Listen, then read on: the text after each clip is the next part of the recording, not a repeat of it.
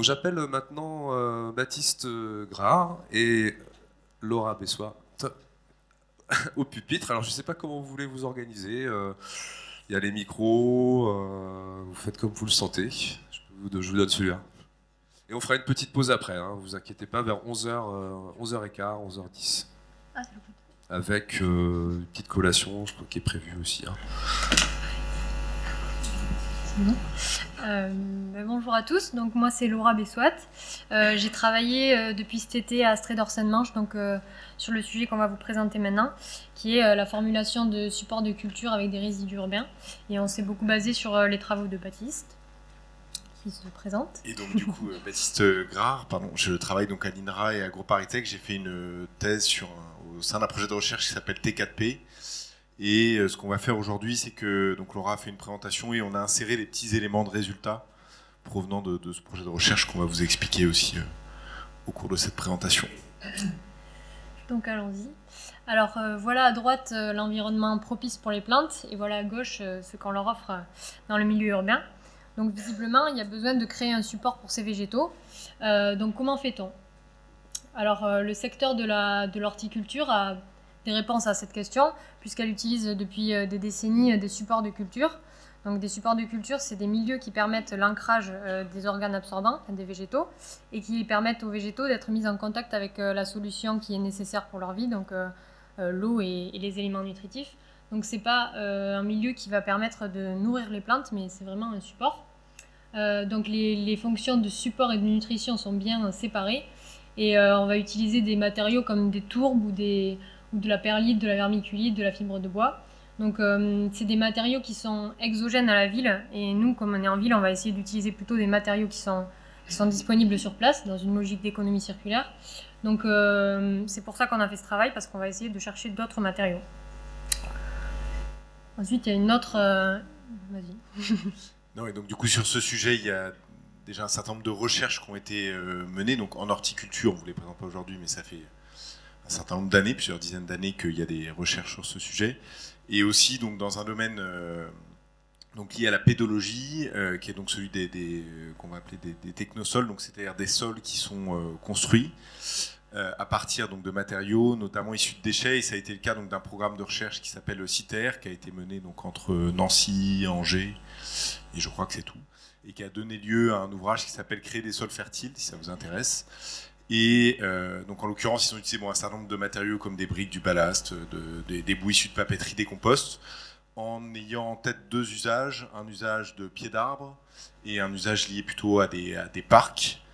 Et donc ce qui nous différencie d'eux, c'est les contraintes qu'on va appliquer dans notre cas, liées notamment aux besoins nutritifs des plantes qu'on va cultiver, qui sont donc des légumes, et des contraintes aussi dans la sélection des substrats, que ce soit en termes de masse volumique, donc plutôt lié au poids, ou en termes de contamination de ces matériaux. On va être encore plus exigeant quand on produit des légumes comestibles.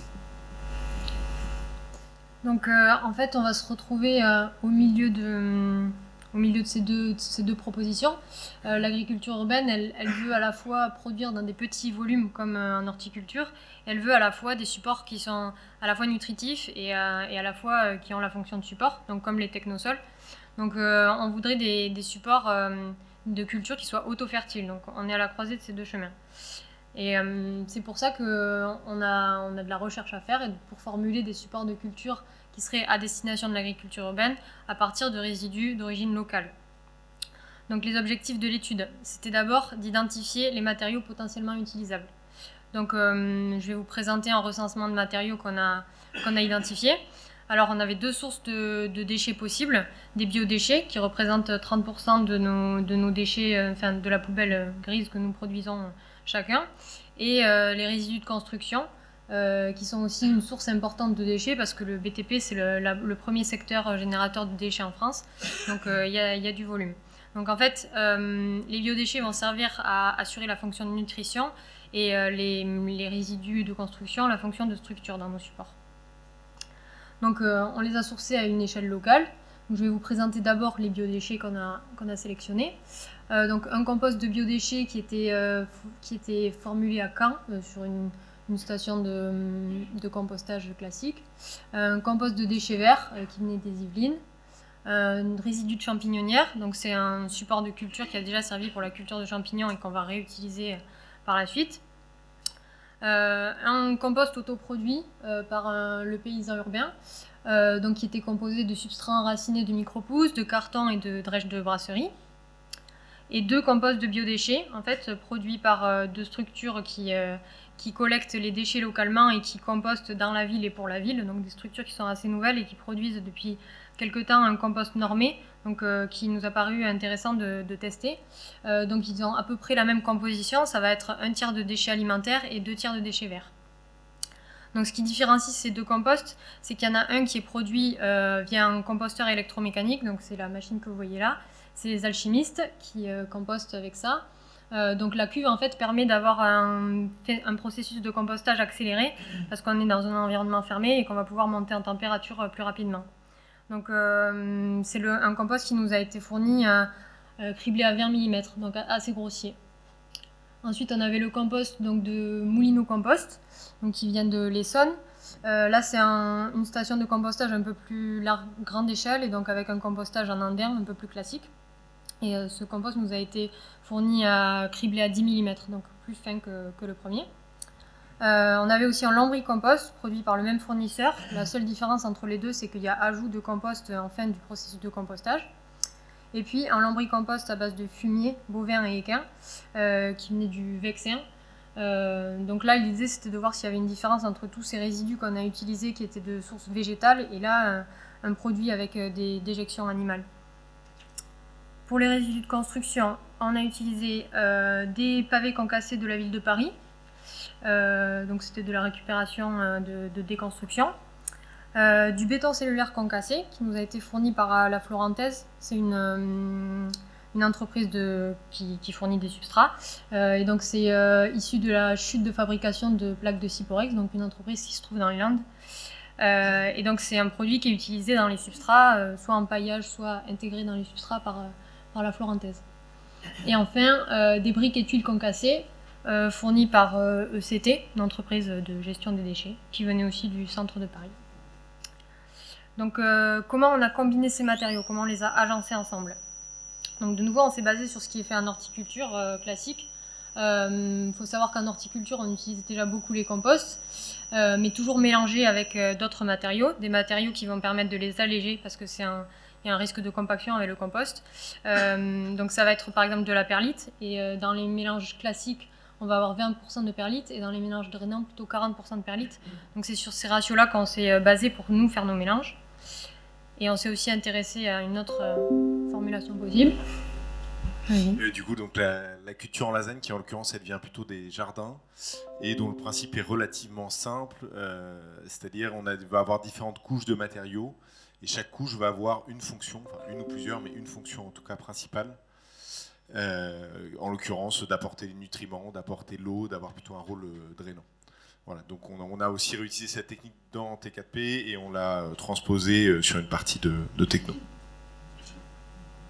Du coup, on s'est arrêté. Il y a de la petite musique. À toi, Alice. La petite musique. Très bien, pardon, excusez-moi, je me suis laissé distraire. Donc, en l'occurrence, dans le projet T4P, donc, qui est en place depuis 2012, on a testé donc, différents matériaux, donc les briques qui ne sont pas sur cette expérimentation-là, mais sur cette expérimentation ici, on a testé un compost de déchets verts, le fameux résidu de champignonnière, donc produit par la boîte à champignons qui est à base de marc de café, et du bois broyé. Alors, pour des raisons de simplicité, on ne va pas tout vous détailler. Donc, dans T4P, on a eu plusieurs expérimentations avec à chaque fois différents bacs de culture. Ici, on vous illustre simplement 4 modalités.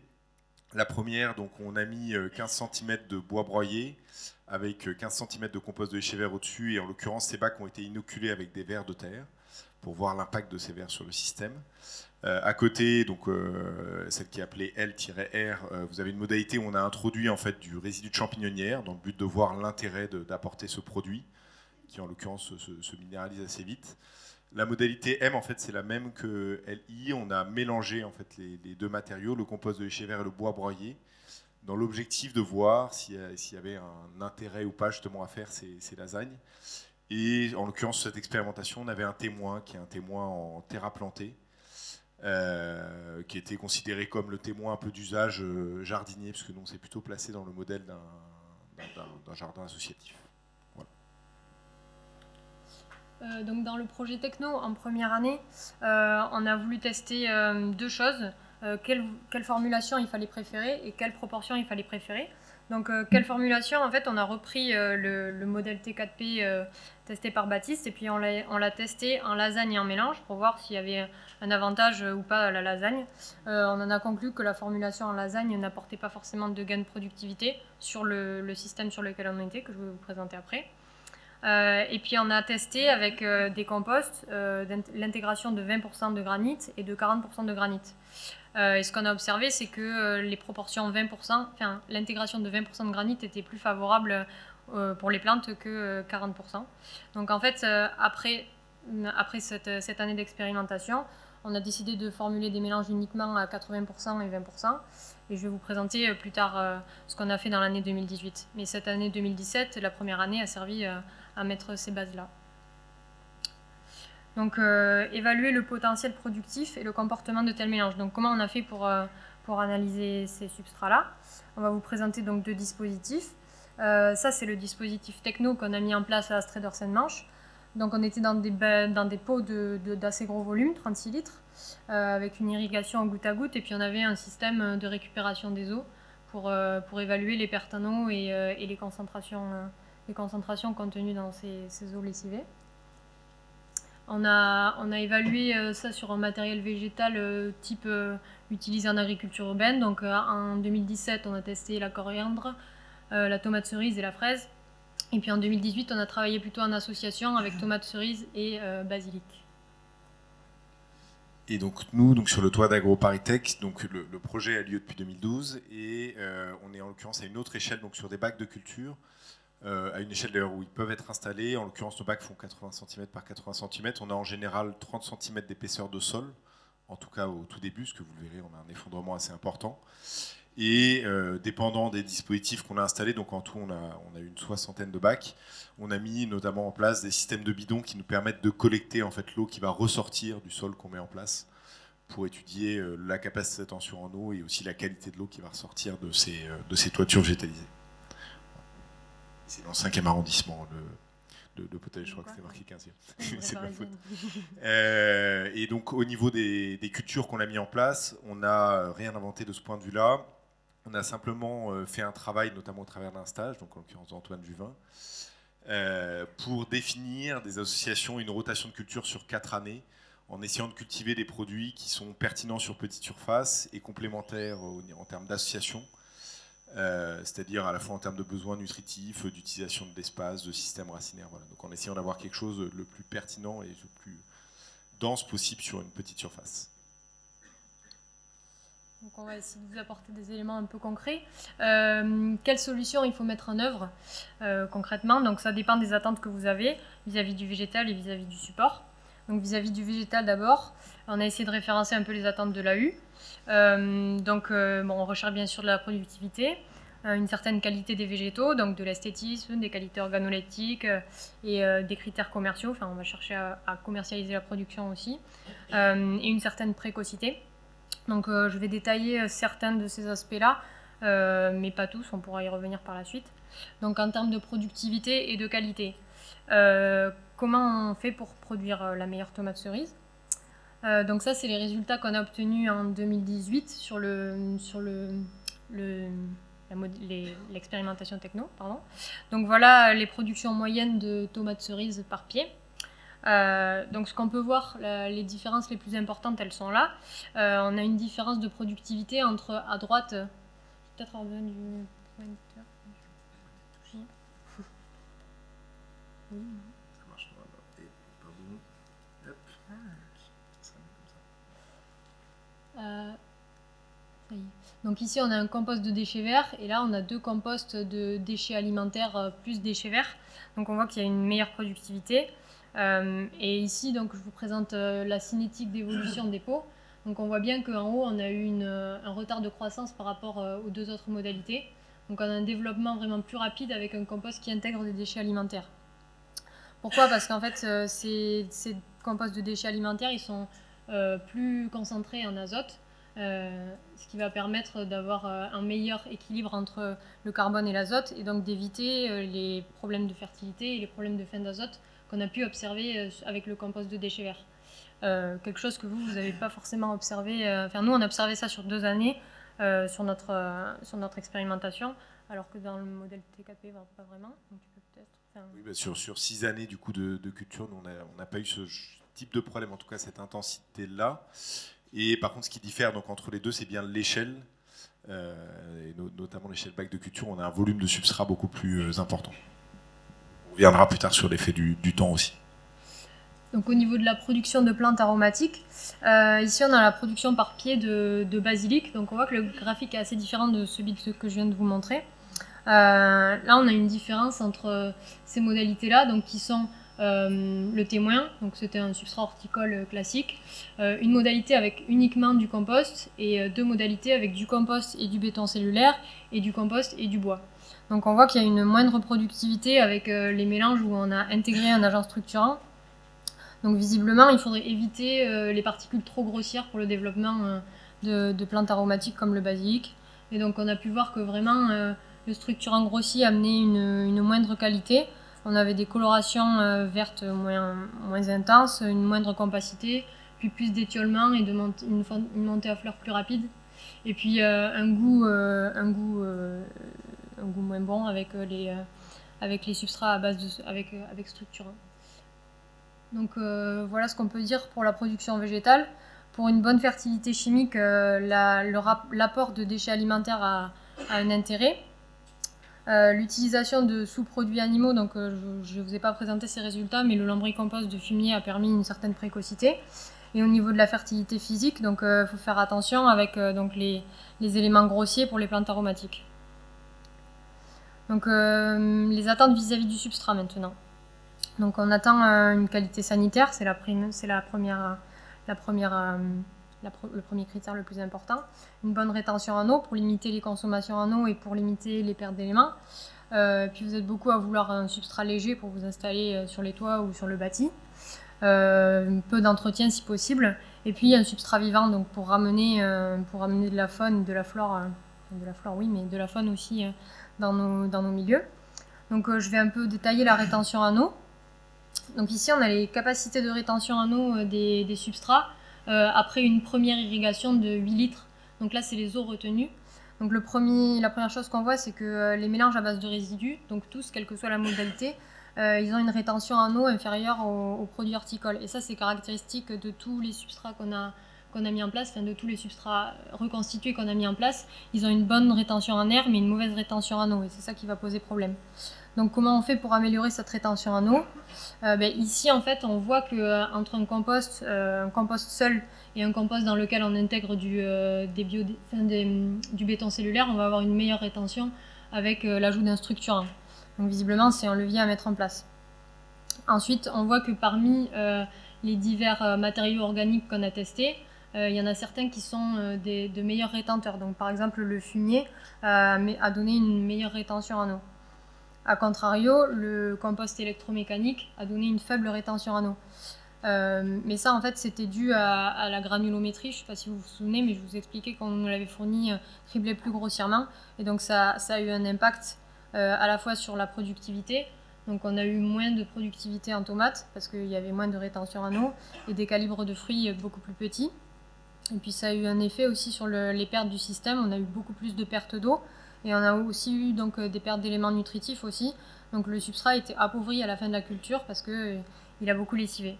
Donc la fertilité physique, c'est quelque chose de primordial aussi quand on sélectionne les matériaux organiques. Il faut y penser. Ensuite, je vais détailler le point de la légèreté. Donc comme on s'en doute, le granit est beaucoup plus lourd que du béton cellulaire concassé ou du bois. Donc on va sélectionner aussi intelligemment les matériaux structurants. Et donc pour vous donner une idée, ça c'est les masses réelles du système dans la culture. Donc on avait des pots avec 40% de granit qui vont quand même jusqu'à 35 kg. C'est pas des pots très gros, donc c'est vraiment difficile à manier et donc bon, c'est très lourd.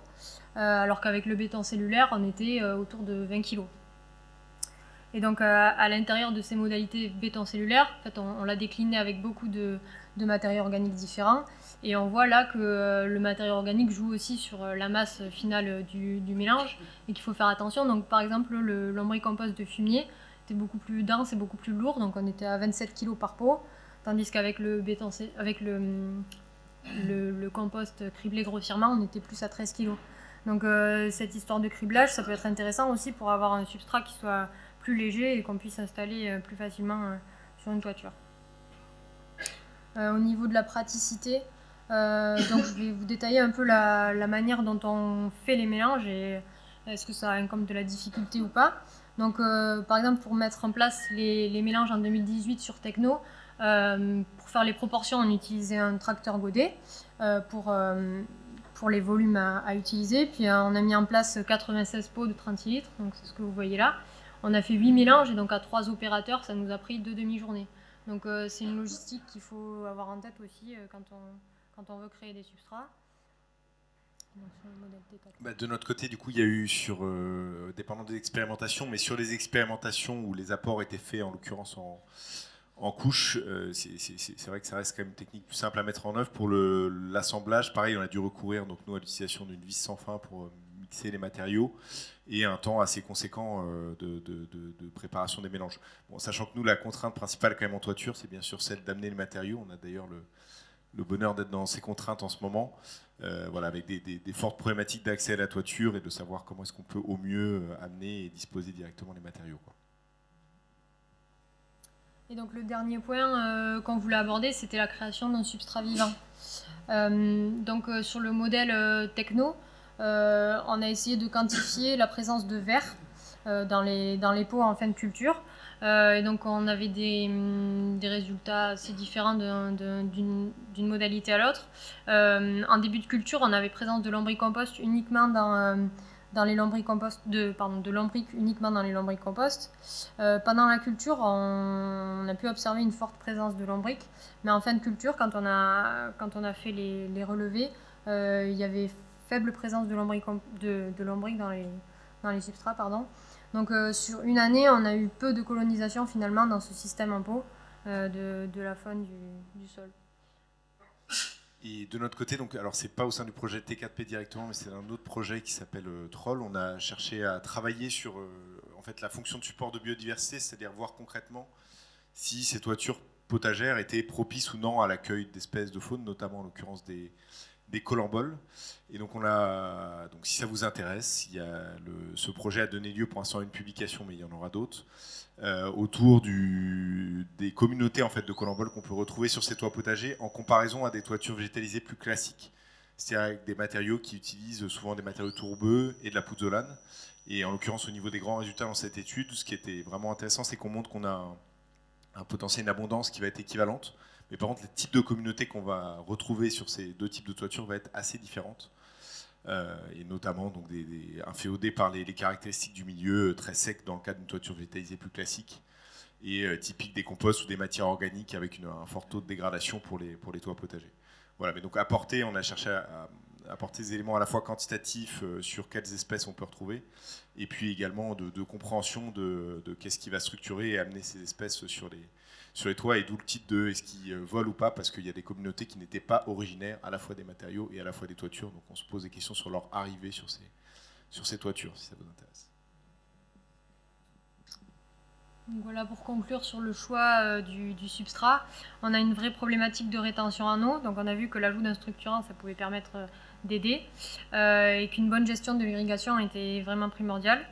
Au niveau des problématiques de portance, donc il faut avoir un choix de structurant adapté, et faire attention aussi donc, au choix du matériel organique qu'on va décider d'apporter.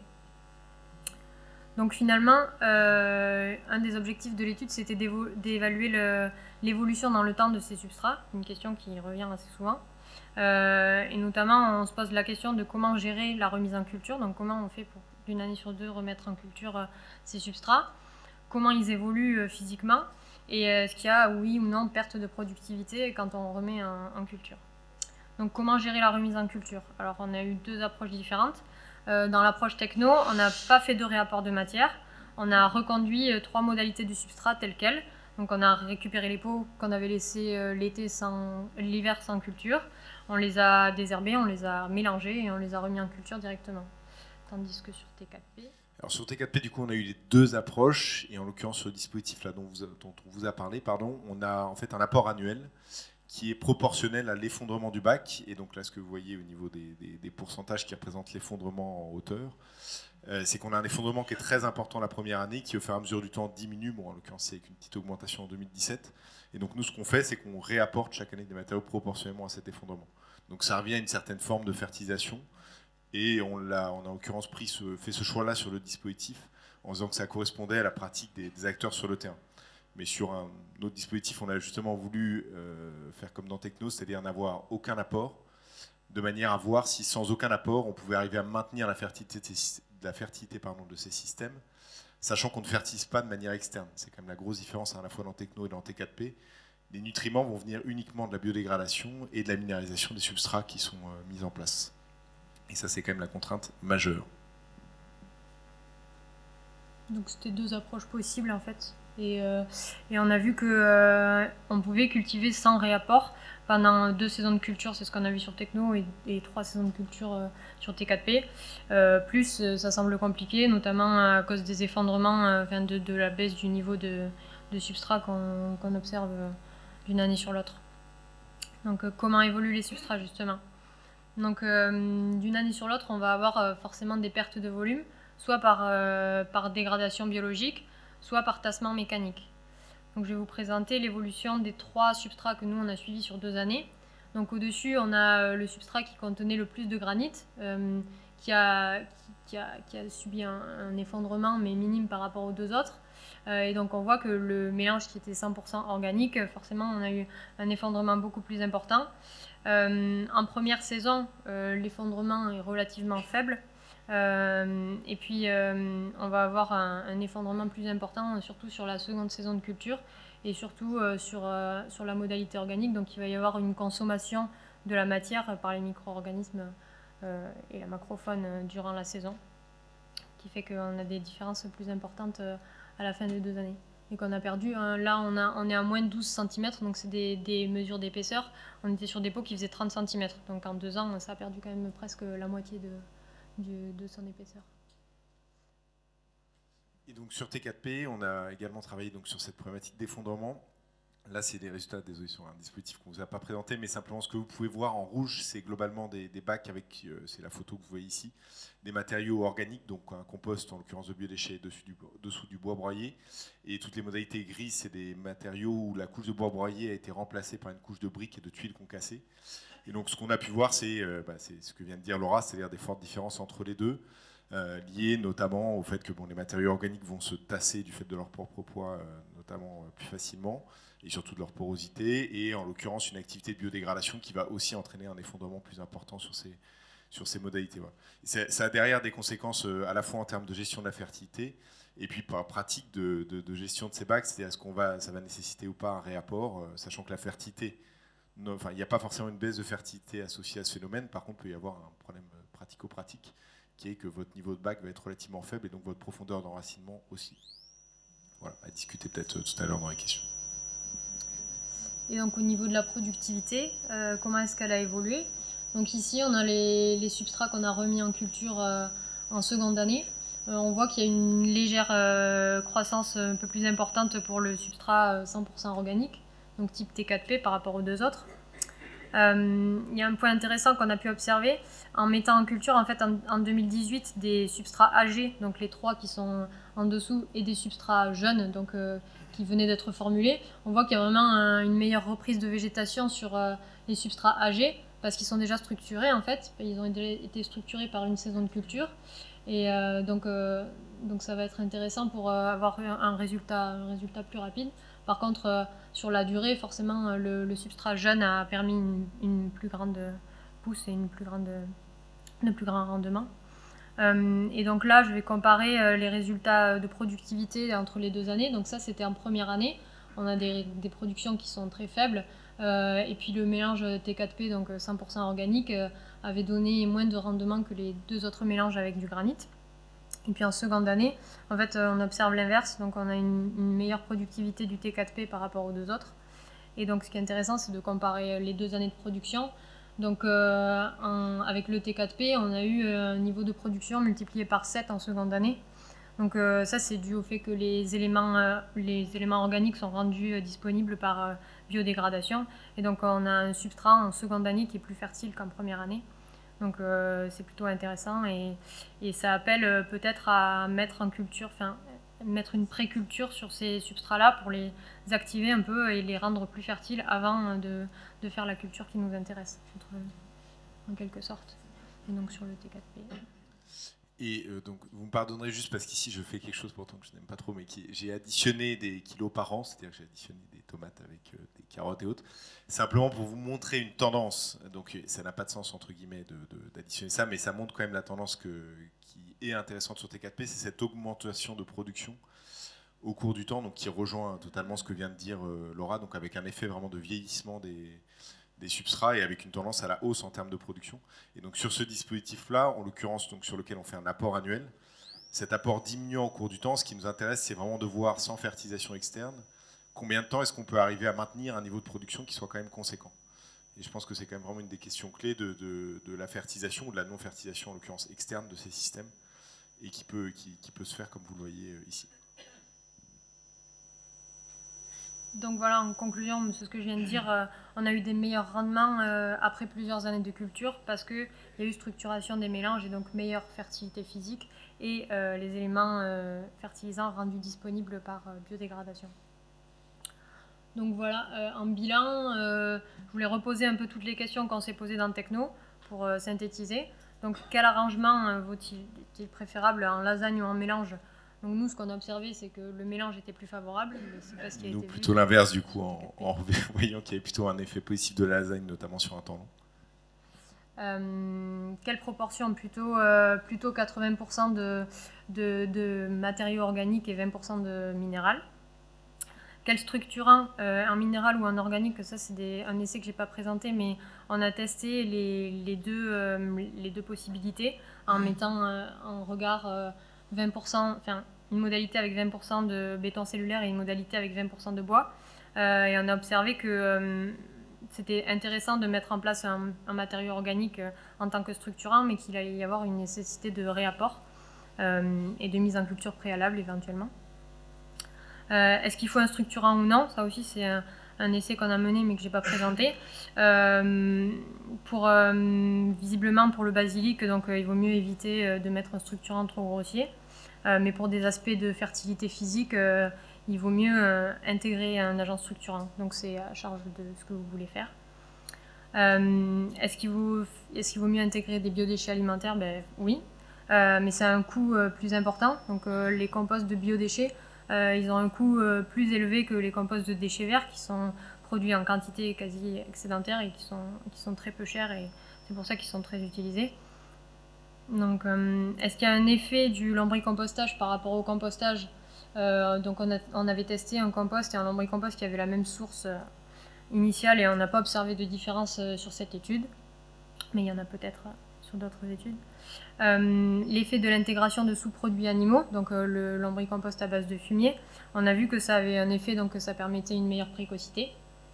Et puis enfin, l'effet du mode de compostage, donc la comparaison entre le compostage électromécanique et le compostage en andin. On a observé des différences, mais qui n'étaient pas dues au type de compostage et qui étaient dues à la granulométrie du compost. Donc on ne peut pas tirer de conclusion sur ça à partir des études qu'on a faites. Et puis on a vu un effet très important donc, de la granulométrie et du temps aussi, donc du vieillissement de ces composts. Donc voilà, les perspectives au terme de cette étude, c'est plutôt de se demander à qui sont destinés ces supports, donc au vu de leur coût, donc notamment les composts de biodéchets, comme le coût est assez élevé, ça se dirige plutôt peut-être vers une commercialisation pour le particulier. Au niveau de leur fertilité aussi, comme on a vu une fertilité à laquelle on ne s'attendait pas forcément, enfin, on a eu des rendements assez intéressants. Donc on se demande si ces supports de culture ne pourraient pas être destinés à l'horticulture, est-ce qu'ils pourraient être adaptés à la floriculture. On les a testés sur de la tomate et du basilic. Donc la tomate c'est une espèce qui résiste bien à des forts taux de sel, etc. Donc c'est une espèce résistante. Donc on a eu des bons résultats, mais est-ce qu'on aurait la même chose sur de la fleur, par exemple? Ça appelle aussi à se poser la question de l'utilisation d'autres matériaux. Donc il y a des matériaux intéressants comme le verre qui est utilisé sur le toit du Palais des Congrès à Montréal, mélangé à du compost aussi. Les drèches de brasserie qui questionnent beaucoup et qui vont être mises en place rapidement à la serre de Romainville, visiblement. Quelle solution technique pour la structuration d'une filière? Donc est-ce qu'on pourrait imaginer une filière de structuration de résidus de compost, de n'importe quoi, tous les mots à la suite. Bref, est-ce qu'on peut imaginer la mise en place d'une filière pour quel public, à quelle échelle? Enfin, il y a beaucoup de questions qui se posent. Et puis, est-ce qu'on peut imaginer un cadre réglementaire pour ces substrats-là? Il y a une norme AFNOR qui existe depuis peu, une norme économie circulaire qui s'applique pas à des produits mais à des processus. Donc peut-être que on pourrait labelliser la construction de supports de culture à base de résidus sous la norme AFNOR et économie circulaire. Je ne sais pas, mais en tout cas, il y a encore beaucoup de questions, donc il y a encore du travail. Voilà, merci de votre attention.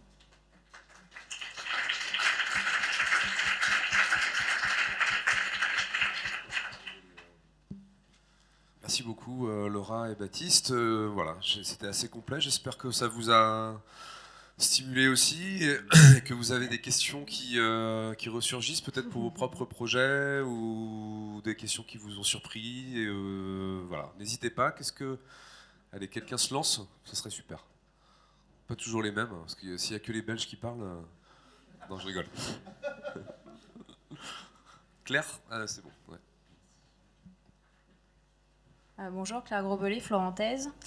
En fait, j'ai une question, Laura, sur les poids que tu as présentés tout à l'heure. Oui. Tu as présenté les poids d'éléments minéraux et les poids de composants organiques. C'était les poids saturés en eau ou à une humidité qui n'était pas contrôlée, en quelque sorte? C'était pas après saturation en eau, non. C'était...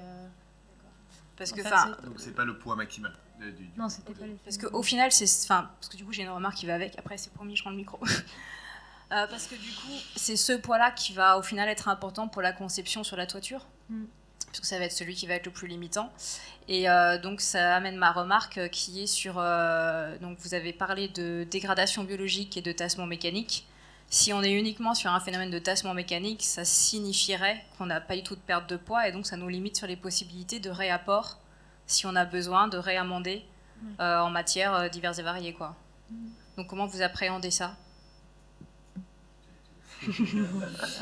Alors pour déjà juste donner un petit élément peut-être là-dessus sur le toit d'AgroParisTech, en l'occurrence sur les poids qu'on s'est fixés, mais ACME, donc cette fois-ci, c'est la capacité maximale de rétention en eau, on est entre 350 à 400 kg par bac, par mètre carré. Ensuite sur la question donc concrètement s'il y a une augmentation, enfin si du coup il n'y a pas de diminution de poids, ça veut dire donc, ce que tu dis, c'est-à-dire pas d'apport de matériaux, la solution pour moi elle serait autour d'une fertilisation justement externe par de l'urine ou par des matériaux intermédiaires qui permettraient de maintenir des niveaux de fertilité si jamais il y a une baisse de la fertilité notamment chimique. Après ce qui est plus embêtant c'est que si jamais d'un point de vue physique on a un tassement qui entraîne du coup une perte de cette fertilité physique, là il faudrait soit qu'on ait des opérations au niveau du sol, soit qu'on réarrange une partie des matériaux. Concrètement, nous, sur le toit d'AgroParisTech, en cette année de culture, c'est pas ce qu'on a observé. On n'a pas de problème d'un point de vue physique pour une raison assez simple, c'est que les matériaux qu'on utilise, notamment les matériaux organiques, ont quand même une masse volumique qui est extrêmement faible. Et donc, voilà, la rétention en air de ces substrats reste quand même assez élevée, même si on a une perte dans les premières années. Je sais pas si... Ouais. C'est une conférence scientifique un petit peu quand même, je vous rappelle. C'est pour ça qu'on ne comprend pas toujours tout ce qui se dit. C'est compliqué parfois. Il faut être bien concentré. Non mais c'est vrai. Pas clair, si jamais, si, j'ai trouvé que c'est très très clair, mais c'est des terminologies qui sont parfois pas forcément faciles à saisir toujours. Mais merci. Tu as une question du coup, Alexandre? Oui, une question ou plus une remarque, un témoignage, je suis ici.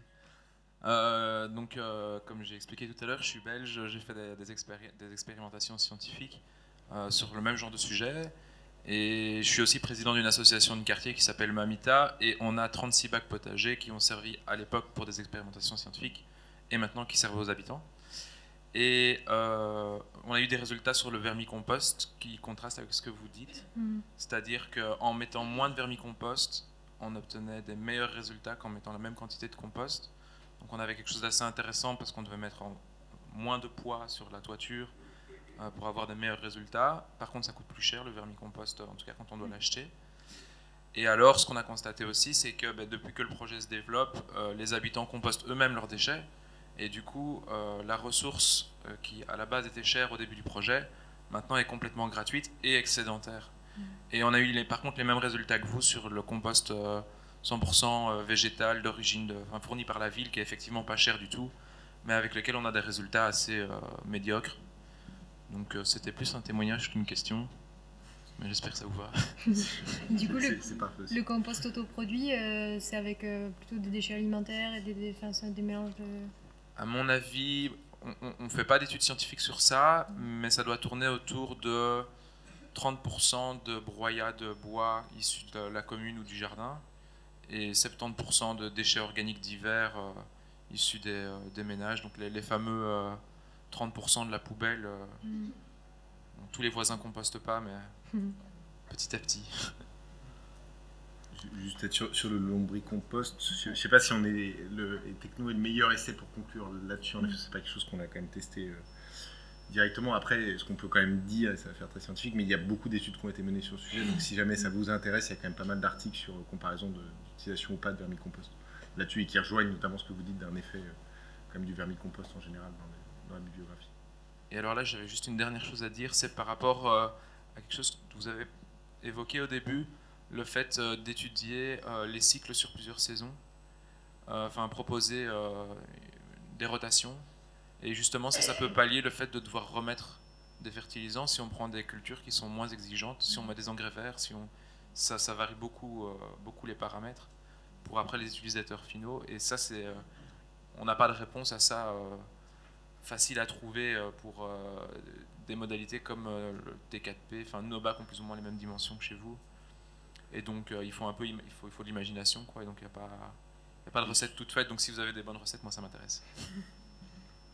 Je ne sais pas si on a une recette toute faite. Après, il y a quand même un savoir-faire en agronomie qui permet quand même d'envisager la fertilité de ces systèmes dans le temps. Simplement, la grosse inconnue, c'est par rapport à l'évolution de ces systèmes. Et c'est là où les éléments qu'on apporte, nous, par rapport à ce qu'on a testé, peut être intéressant pour un porteur de projet. Mais on n'a pas de recette miracle. Je pense que c'est vraiment aussi ça qu'il faut retenir. L'idée, c'est pas de vous dire mettez 20 grammes de marc de café avec 20 grammes de compost, mais de montrer un peu sur des grands mélanges qu'est-ce qui peut se passer. Une question là-bas. Oui, Philippe Morel, nouveau. Oui, je m'étonne que dans vos résultats, vous n'ayez pas présenté des caractéristiques chimiques de base de ces matériaux, notamment pH et conductivité, ne serait-ce que ça, et aussi la concentration en azote, ou du moins en nitrate, parce qu'en fait, c'est quand même les éléments essentiels de connaissance des matériaux support de culture de base. Et puis, je suis un peu étonné aussi on ait passé des informations, notamment pour les composts, qui sont tous, les composts de déchets verts sont tous réputés pour avoir des pH élevés, une assez forte salinité et une assez faible concentration en azote. Alors évidemment, quand on a une base organique de ce type-là, on est à peu près sûr que la croissance va être un peu pénalisée et qu'à partir du moment où on rapporte des matériaux qui apportent de l'azote, pour être tout basique, et bien à ce moment-là, les rendements sont bien meilleurs. Mais je pense que dans des travaux comme ça aurait été intéressant qu'on ait ces informations de base au niveau de la chimie.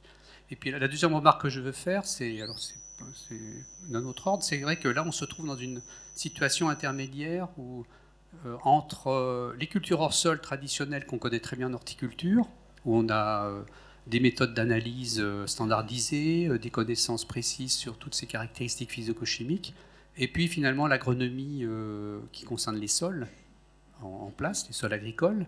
Et c'est vrai que quand on veut commencer à réfléchir à une certaine pérennité des produits, on ne sait plus trop si on est dans le domaine du support de culture hors sol ou alors du sol en place d'une façon assez pérenne. Et là, il faudrait que ça serait une réflexion à avoir pour savoir si finalement on n'est quand même pas plus proche des cultures hors sol et qu'à ce moment-là, il faut de toute façon envisager régulièrement, peut-être tous les 2 ans, 3 ans, de tout remettre à plat et de tout reconstituer, quoi. Et ne pas chercher à vouloir peut-être pérenniser un matériau. Pour la première partie de votre remarque, toutes les informations sont dans le compte rendu. Je ne peux pas tout présenter maintenant, mais oui, effectivement, on a les mêmes caractéristiques de pH élevé sur tous les composts. On avait des pH autour de 8 et d'électroconductivité, de salinité aussi élevée, mais tout est dans le compte rendu. Je me fais déjà targuer de folle au graphique. Donc j'ai essayé de limiter. Et pour la seconde question, effectivement, de savoir si on est toujours entre le sol et le support de culture, et c'est des problématiques qui sont revenues assez régulièrement, notamment sur la manière dont on doit analyser ces composts, dont on doit analyser ces mélanges. Est-ce qu'on doit utiliser des méthodes de sol ou des méthodes de support de culture? Effectivement, la question est entière, mais on a invité une personne qui est du laboratoire d'Auréa ici, je ne sais pas où elle est, mais voilà. Donc pour en discuter cet après-midi, donc ce sera un débat intéressant. Oui, je pense qu'au-delà de la question des méthodes aussi, ce qui est en effet la question aussi centrale, c'est comment on gère en effet ces systèmes. Nous, très clairement, sur T4P, on a fait un choix du fait qu'on était vraiment sur un modèle de jardin et sur un toit, qu'on n'allait pas changer tous les ans, tous les 2 ans, tous les 3 ans ce substrat, et donc utiliser vraiment un raisonnement plutôt de science du sol, en se disant ça va durer 10, 15, 20 ans. En gros, la durée de vie d'une membrane sur un toit, c'est 30 ans. Dans l'idéal, philosophiquement, en tout cas, on pourrait se dire qu'il ne faut pas renouveler ce sol avant pour ne pas introduire des coûts trop importants sur le projet. Après, dans Techno, on est vraiment à l'intermédiaire des deux. Très clairement, on peut être à la fois sur un modèle horticole et à la fois sur un modèle peut-être se rapprochant plus en tout cas des sciences du sol. Bonjour, Robin Chalot, je suis écologue et urbaniste. Je suis ici. On a vu avec votre présentation qu'il y a beaucoup de paramètres qui entrent en jeu et j'ai eu l'impression, les graphiques que vous nous présentez, que parfois ils peuvent avoir des effets contradictoires selon les types utilisés. Est-ce que vous pensez quand même qu'à un moment donné, sans chercher à avoir la formule idéale, on pourra avoir des lignes directrices à donner à un porteur de projet pour lui conseiller par rapport au type de modèle de production dans lequel il veut s'aventurer, de quel type de substrat il a vraiment besoin? Oui, ce serait bien, ce serait intéressant. Mais là, effectivement, on s'est placé dans des cadres très simplifiés, donc on a fait que des mélanges binaires et le but c'était vraiment d'avoir une idée des capacités des matériaux, de ces matériaux qui sont parfois des composts assez nouveaux. Et donc effectivement, après, c'est de l'ordre plus des producteurs de substrats de faire un mélange parfait. Donc on n'en est pas encore là, mais c'est peut-être pour ça qu'on envisage de faire un techno numéro 2 aussi. Donc, voilà. Régis Triolet, l'enseignement agricole. Concernant la gestion de l'eau, moi j'ai une interrogation, c'est est-ce que vos pots en culture étaient sous couvert serre ou plein air, et si c'était plein air, comment vous gériez l'excès de pluviométrie saisonnier? Donc c'était en plein air et on a essayé on n'a pas essayé, on a quantifié les pertes en eau. Donc effectivement on avait des pertes très importantes. On n'a pas essayé de gérer, on n'a pas essayé de collecter parce qu'on est sur une station d'expérimentation, donc il n'y a pas de problème. Mais effectivement, en ville, ça peut poser des problèmes. Oui, pour compléter, là pour le coup sur T4P, on n'a pas travaillé sur cette question-là. Or, on sait que, ce qu'a dit Laura à l'implantation, les composts peuvent être assez souvent hydrophobes et très mauvais rétenteurs d'eau. C'est un vrai enjeu sur lequel on n'a pas encore assez travaillé. On sait que les projets d'agriculture urbaine, à l'heure actuelle, se basent beaucoup sur de l'eau potable, donc il y a clairement quelque chose à faire sur cette thématique. Bon, il y a une question tout là-bas, mon cher Quentin. Moi j'ai une petite question juste si le temps que Quentin arrive, c'est sur les aspects sanitaires, tu es passé très vite, tu ne les as pas expliqués. Dans les comptes rendus, c'est détaillé, hein, il y a eu des expertises et des analyses qui ont été faites en lien avec le laboratoire INRA AgroParisTech, hein, c'est le bon terme. Voilà, donc qui explique clairement que les degrés d'innocuité sont inférieurs au seuil européen, etc. Voilà. Personne n'a posé la question, mais je permets juste une petite parenthèse. Maximilien Kegler, Upcycle, la boîte à champignons. Moi, j'avais un peu le même genre de questions sur les analyses de matériaux en fait, qui ont été posées, mais vous avez partiellement répondu. Je me demandais en fait justement dans quel niveau de détail vous êtes allé et où vous prévoyez d'aller dans des projets futurs sur les types en fait, d'éléments organiques et minéraux qu'on trouve dans ces substrats et ces technosols, savoir les types d'azote qu'on va retrouver, qui vont nous indiquer un peu une partie de la maturité des matières qu'on utilise, le type de carbone aussi, est-ce qu'on a un humus qui est très formé, voilà, et quel peut être l'impact aussi des vers de terre qu'on va mettre en place dans les bacs. Et j'ai une deuxième question. qui est plus sur une question justement de durabilité et d'utilisation de ces technosols que vous étudiez. C'est sur est-ce que vous avez observé en fait des différences de densité entre les niveaux de profondeur et est-ce qu'il y avait un effet en fait de la présence de verre par exemple sur la densité apparente des substrats dans ces différents horizons de technosols. Et en fait, c'est une question qui va même un peu plus loin, c'est en fait, si on met en place ces bacs de culture à des endroits, comment est-ce qu'on travaille son sol ou pas dans la durée pour que ça se passe bien et que les plantes s'y sentent bien. Oui, sur la première partie, sur les analyses, il y a toutes les analyses qu'on a faites qui sont disponibles dans le compte-rendu. Donc oui, on a évalué les différentes formes de carbone, on a fait des analyses ISB également pour voir quel type de matière organique était présente. Sur le carbone, non, on a juste le carbone organique, mais le carbone total. Mais donc je vous invite à aller voir le compte rendu pour avoir les données, mais ça a été quantifié. Sur l'effet du coup, effet des vers et couches, sur l'effet des vers concrètement on a été un peu déçus, mais on s'attendait à avoir un effet important des vers. En fait ils ont simplement eu un effet sur un type de production, plutôt des légumes feuilles, nous sur nos dispositifs, et pas d'induction de tassement ou de... Même au niveau de la granulométrie, on n'a pas constaté d'effets très importants des vers sur ce système. Voilà, donc ça c'était sur la partie effondrement. Et après, excuse-moi Maximilien, j'ai perdu le cours.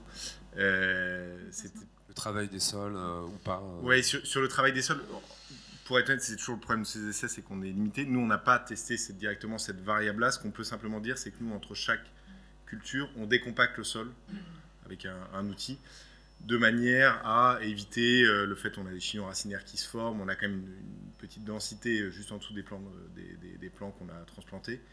Donc on fait cette opération-là, mais c'est vraiment pas quelque chose qu'on a testé. Donc au niveau de l'itinéraire technique, il y a aussi des choses, alors désolé ça va être un peu foussant, mais il y a aussi des choses à tester. Parce que voilà, on n'a pas à nous tester différents types de travail de sol, différentes manières de le raisonner. Donc de ce point de vue-là, c'est sûr. Et juste un petit point sémantique et qui est un peu de ma responsabilité, mais donc on emploie le terme de technosol construit pour plutôt, on va dire, des matériaux habituellement terreux, et puis sinon pour quelque chose qui va durer dans le temps. Et le terme de substrat, sinon, c'est juste pour clarifier bien la différence entre les deux. Et technosol construit renvoie plutôt à de la pédologie et de la science du sol. Voilà, juste désolé, parce qu'on utilise tout le temps le terme, je sais que c'est pas toujours très clair. Merci Baptiste. Ces précisions techniques. Est-ce qu'il reste des questions Jean-Marc, en voici une. Et puis on prend encore celle de Jean-Marc et encore une deuxième, et puis après on fera la pause. Jean-Marc Deogracias, Astrodor Sud-Ouest. Moi j'ai une question par rapport à l'utilisation d'autres matériaux. Donc vous avez fait un choix dans Techno pour donc les matériaux qui sont et notamment au niveau de briques ou béton cellulaire. Il y a quand même d'autres dans l'agriculture un peu circulaire, d'autres produits qui existent déjà, et notamment dans tout ce qui est culture hors sol, maraîchage, tomates, concombres, etc., avec de la laine de roche, des écorces, de la coco. Et pourquoi ne pas... donc il y a quand même une volonté de réutiliser ces matériaux, et pourquoi ne pas avoir envisagé déjà au niveau d'un système agriculture-agriculture, ne pas utiliser ces matériaux? L'idée c'était vraiment d'aller chercher des résidus urbains, et donc des choses qui pouvaient être sourcées localement. Donc là, la laine de roche, etc., on est plus sur des gisements qui sont à l'échelle nationale. Là, on cherchait vraiment à utiliser des matériaux qui soient issus du système proche. Après, on ne peut pas tout essayer non plus. Et dans la deuxième année, on a décidé de se fixer sur un seul type de matériaux structurants, justement pour pouvoir comparer plusieurs matériaux organiques entre eux. Et si on démultiplie tout, on s'en sort plus. Mais je veux dire, c'est quand même des grosses quantités quand on parle dans la production qui est bretonne ou comme ça dans les sous-serres. Donc il y a une volonté de retrouver aussi qu'est-ce qu'on fait de ces matériaux. Donc je pense que c'est aussi intéressant de les remettre dans un circuit reculture. Une fois la production finie, ça que vous voulez dire? Une fois après le Oui, cycle une fois que la production est finie, ils ne savent pas, notamment la laine de roche, béton cellulaire, on est dans du minéral aussi. Quoi. On a eu un billet peut-être un peu parisien là-dessus. Ouais. Après, j'ai juste une remarque, réutiliser les substrats en floriculture, si c'est pour la production, ça serait un petit peu compliqué quand même. Donc dans nos schémas, on pourra en rediscuter cet après-midi, mais je pense que c'est quand même là les producteurs, les problèmes de maladie du sol, etc. C'est quand même à réfléchir. Voilà. Allez, une dernière remarque, après on fait une petite pause et je vous donnerai le menu de la fin de matinée. Non, c'est bon, il n'y a plus personne? Si, Oscar, tu voulais ou... Il y a une question là-bas. Ouais. Juste pour rebondir que Jean-Marc il a dit, je pense qu'en agriculture urbaine, il ne faut pas s'occuper des déchets de l'agriculture ailleurs. Parce que c'est un choix des professionnels d'utiliser ces matériaux qui sont difficiles à recycler. Et je pense qu'en tant qu'agriculteur urbaine, il faut s'occuper des déchets qui viennent de la ville ou qui sont directement liés à une activité urbaine. C'est un petit peu c'est ça l'esprit de l'agriculture urbaine. Je valide. Dernière question de ce côté-là, et puis après on se laisse. Oui, Jérôme Lechury, société Aria, fabricant de systèmes de régulation des conditions de culture. Ma question porterait par rapport porterait sur les lixivia en fait, qui ont été collectés apparemment dans les deux situations et qui a priori dans le système tel qu'il est prévu en culture sont évacués dans le milieu. Donc est-ce que vous avez étudié l'impact, en fait, la concentration en minéraux et l'éventuel effet polluant de ces lixivia par rapport à des systèmes de culture plus classiques? Et par rapport à l'idée de maintenir en fait un système auto-fertile, est-ce qu'il est envisagé d'utiliser ces lixivia en recyclage pour refertiliser les bacs de culture? Question importante. Oui. Tu veux commencer ou... Que je t'ai posé il n'y a pas très longtemps. Non, donc on a travaillé un petit peu là-dessus sur Techno, en l'occurrence c'est nous qui avons fait les mesures, mais ce qu'on voit c'est assez classique, mais c'est une perte notamment en nitrate et nitrite au tout début assez importante et qui devient quasiment négligeable en fait au cours du cycle de culture, parce que le prélèvement des plantes devient plus important que ce qu'on retrouve en solution du sol ou du substrat. Sur le toit d'agroparité, du coup, on l'a directement étudié parce qu'on a une approche qui est un peu différente, mais qui a une volonté de quantifier ce qu'on appelle les services écosystémiques, c'est-à-dire les bénéfices qu'on peut attendre de ces toitures, et des bénéfices, mais aussi inconvénients. Et donc, un des inconvénients, ça peut être la dégradation de la qualité de l'eau qui ressort. Et ce qu'on observe notamment sur les mélanges de compost de biodéchets, qui sont du coup beaucoup plus riches, c'est qu'on a en effet des pertes, donc au niveau nutritif, des pertes assez importantes sur les premiers mois, mais qui, comme je disais, semblent diminuer en tout cas au cours du temps de manière importante et qui deviennent non problématiques. Mais donc sur cette première phase qui peut durer en gros jusqu'à 6 mois, il y aurait un intérêt à réutiliser ces eaux qui sont riches en nitrate, nitrite, il y a très peu d'ammonium en général. On pourrait les réutiliser sur le système de culture. Après, sur l'aspect de dégradation de la qualité de l'eau, il y a un enjeu, si ça vous intéresse, que je souligne dans ma thèse, le manuscrit est disponible, qui est sur la perte de carbone, du coup, notamment de ces systèmes, qui sont donc très riches en matière organique. Et là, il y a un enjeu de savoir, en gros, on retient entre 60 et 80% de l'eau qui arrive, sur les 40 à 20% restants, donc celle qui va repartir. Il y a un enjeu de retraitement éventuellement de cette eau parce qu'elle a été dégradée par rapport à la qualité de l'eau initiale qui arrive, que ce soit de l'eau pluviale ou de l'eau de pluie. Donc là-dessus, il y a un vrai travail à faire. Dans ma thèse, ça vous intéresse, j'ai évoqué différentes pistes qui sont techniques, qui sont bien sûr avant tout sur la composition des matériaux parentaux et leur capacité ou pas à retenir certains éléments, mais il y a aussi des solutions techniques de réutilisation de ces eaux qui sont envisageables, quoi. Voilà, mais si ça vous intéresse, c'est une question dont je suis preneur de discuter parce que qui est extrêmement importante. Parfait, merci. On est dans les temps, tout va bien. On se laisse 20 minutes de pause. On va parler hydroponie à base de fertilisation.